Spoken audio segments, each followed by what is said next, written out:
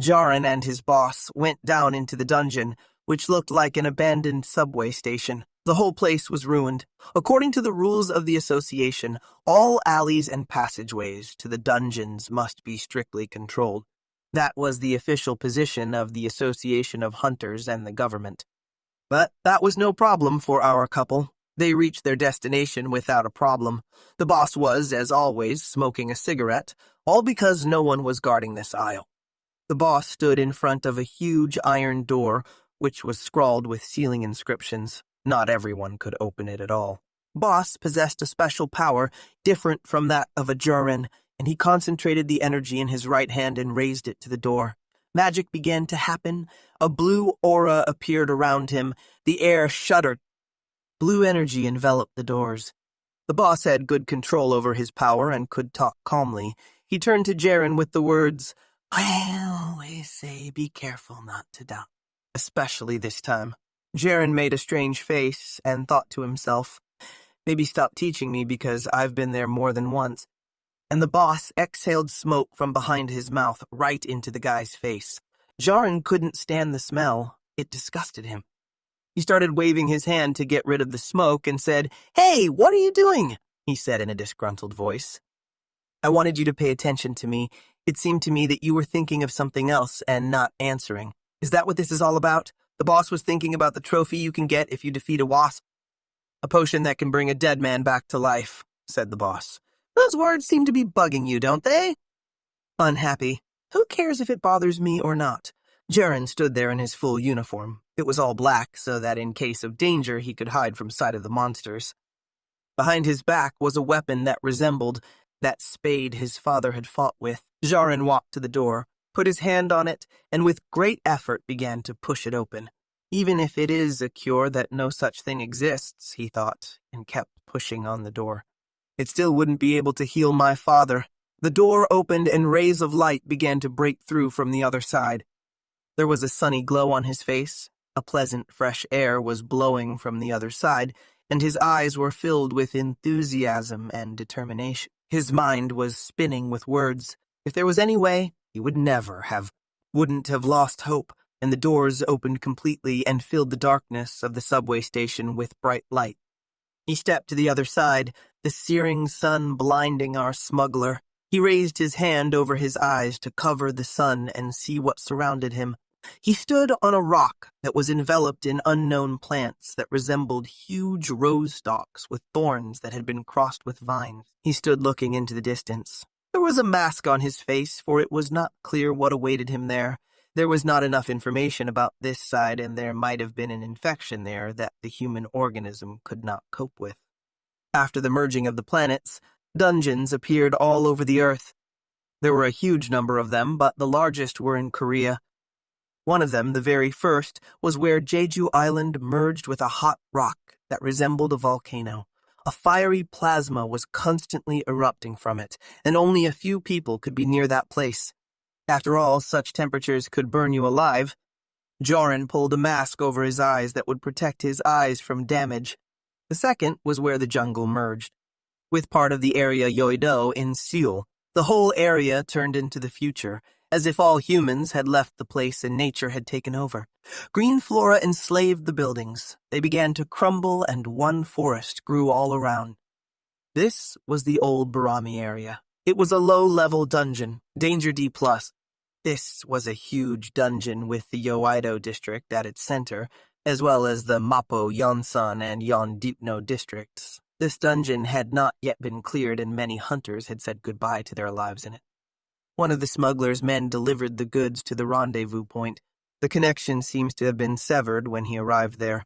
It is unlikely he took the goods for himself. Most likely he was wounded or in trouble. He lived to the rendezvous point and left blood prints behind him. The boss suggested he was probably wounded by sky wasps when he ran away.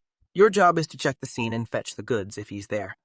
If we continue our conversation, those were the boss's words. Jaren looked at him, and the man with the cigarette added, "Stop thinking about strange things and concentrate on work."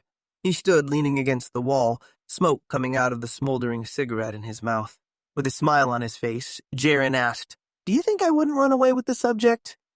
Smoking the boss replied, No, you're not a fool to do that, and exhaled the smoke. Just asking you to be careful. Jaren jumped down the cliff, grabbing the rope so he wouldn't crash. The boss shouted in his wake, "I told you that the royal jelly of celestial wasps is a very expensive item. It's not just people who go after it." He approached the ground. The tether tightened.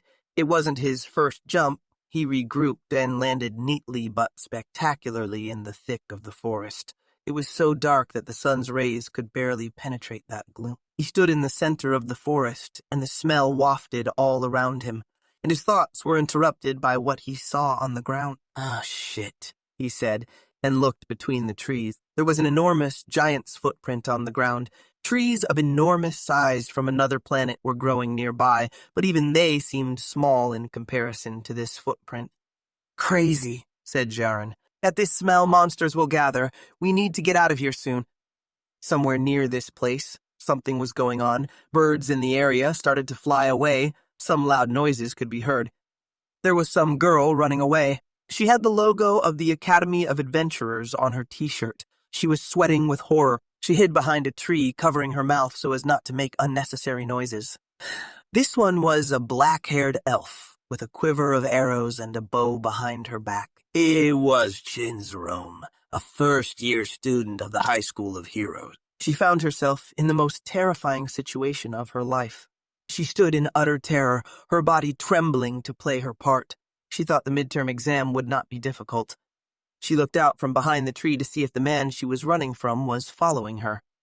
But something appeared before her. A dark aura thickened around her, and fear.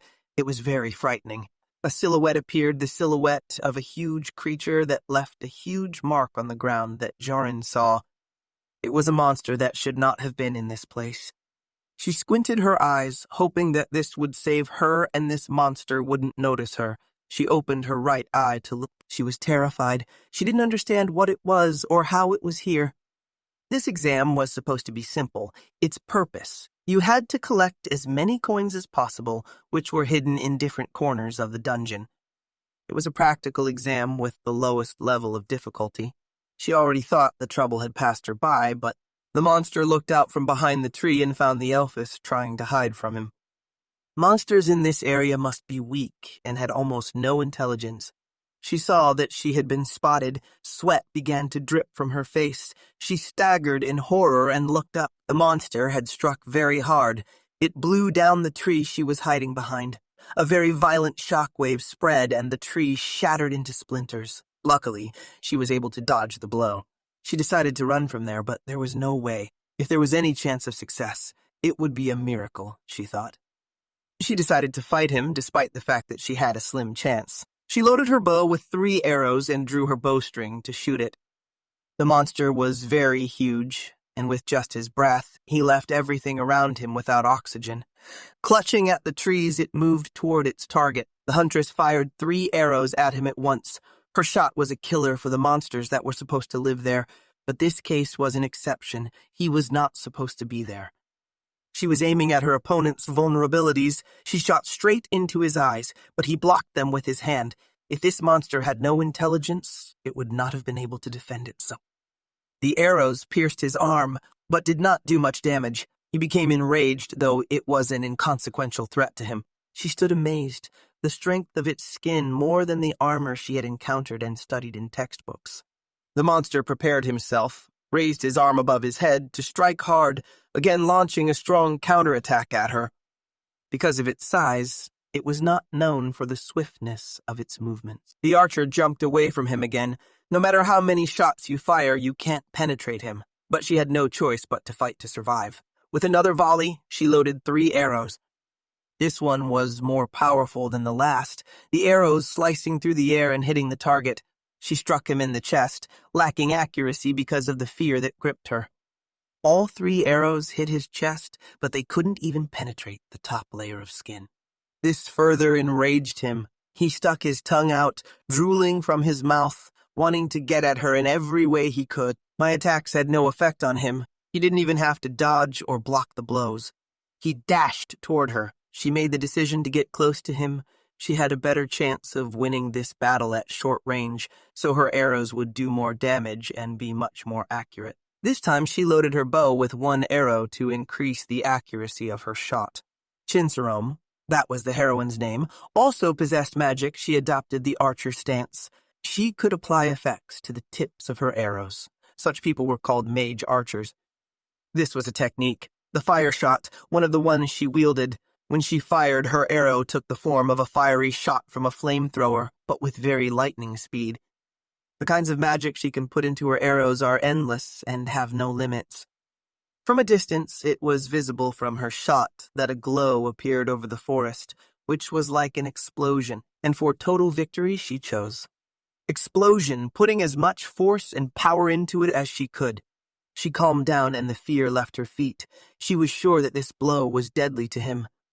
Such a blow would do well for a monster with a 3-star threat level. The light dissipated and she saw. Her arrow missed its target. The monster proved to be very clever. She watched as it clung between the trees. With a gaze filled with rage, it stared at the archer. Fear struck her again. Chinsarom stood in terror and a bunch of thoughts swirled around in her head. Had he ducked? Before I even shot him? Jumped up, so he knew. I couldn't do it a second time. What do we do now? We've got to run. He jumped to the ground. Everything around him shook, and he ran toward the apprentice. The monster was reaching for her with his hand to grab her. She ran from him, her eyes filled with fear. He was right on his target. Another second, and he would have grabbed.